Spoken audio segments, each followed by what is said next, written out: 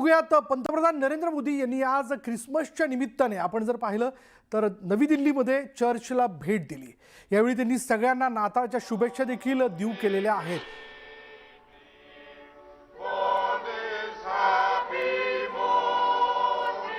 यावेळी पंतप्रधान नरेंद्र मोदींनी चर्चचे फादर त्यांची भेट घेतली।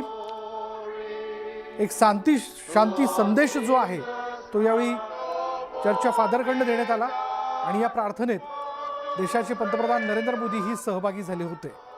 दिल्लीतील कॅथेड्रल चर्चला त्यांनी भेट दिली। नरेंद्र मोदी यांनी यावेळी चर्चमध्ये प्रार्थना केली आणि दिल्लीतील कॅथेड्रल चर्च सर्वात जुन्या चर्चपैकी एक असून दिल्लीतील सर्वात मोठा चर्च देखील आहे आणि ख्रिसमसची भावना आपल्या समाजात सुसंवाद आणि बंधुता आणेल असंही नरेंद्र मोदींनी सांगितलं। This morning we pray particularly